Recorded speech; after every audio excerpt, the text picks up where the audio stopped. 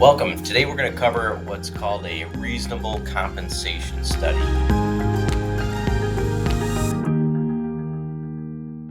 This is going to be impactful for S-Corp owners trying to determine what their salary or income should be in order to reduce their payroll or FICA taxes through that S-Corp election. And so the IRS is going to have some very limited guidance. And so what we're going to cover today are three different possibilities in order to arm you and protect you from any audits and give you a few ideas of how to quantify what that reasonable compensation is.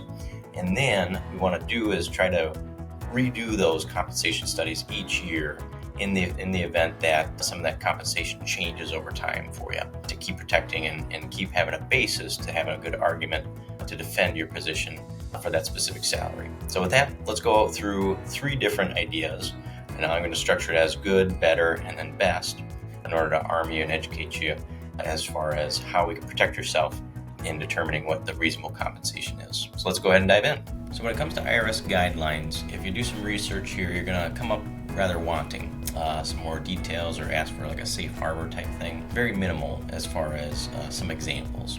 So what we want to do is try to figure out kind of a good, better, best type of strategy where, depending on your level of comfort, trying to identify what that reasonable compensation is. And what we can do is basically break out based on your age, your male, female, location, and then what types of jobs that you do during the day to help determine what a reasonable compensation would be if you were to hire folks in those specific areas during those for that many hours in a particular week or a year. And so what I'm going to cover here today is just the possibility of a good one is just using some AI and specifically some of the deep research in order to not only come up with a number, but then substantiated or what were the reasons or the thought process behind developing that reasonable compensation. And so today what we want to focus on is conduct a reasonable compensation study of an IT consultant in Bloomington, Minnesota that focuses on cybersecurity for Fortune 1000 companies. Total hours per week are 35 hours in consulting, 5 hours per week on admin, and then 5 hours per week on continuing education and some licensing. And let's see what it comes up with in order to develop that reasonable compensation. So as we go through this is not meant to be essentially a guarantee that this is going to pass audit, but we do want to have some sort of research and protection available to you. And so when we look through the different research completed here using AI, what we want to do is take a look at the depth of the research, the sources of information, making sure that it includes different government databases as well as market rate approaches through Indeed and other listings.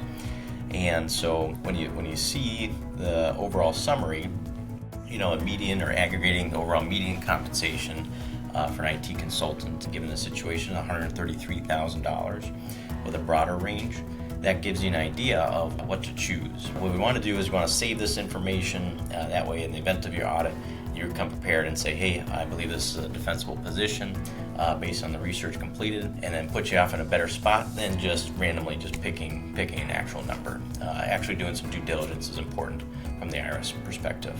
The second option that we could do is essentially use a paid third-party service. So the first one, just be an AI, some of that depth of research. The better option is using that paid third party in order to try to identify or offset some of that responsibility, as well as incorporate some of the knowledge that that software, that company has about your business. What I have here is through Gusto. This is usually a payroll option that is common among S-Corp owners. And during their solopreneur package, they provide a reasonable compensation study tool or analysis. And so with this in mind, let's go ahead and just kind of play around with this idea to see what kind of defensible position and information might be available to you. And one of the things that you want to do when you're doing a reasonable compensation study is list out all the tasks that you do as a business owner. So for example, if an individual were to spend 10% of their time doing administrative work, those typically are lower paying jobs. But then you also want to factor in kind of the skill set as well. So are you more experienced in one area or another?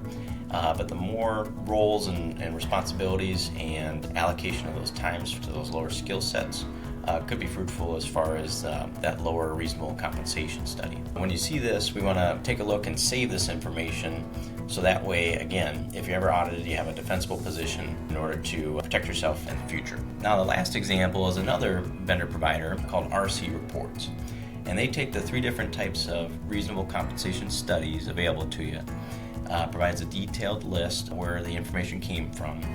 But you can get information in regards to the income approach, the market approach, and the cost approach.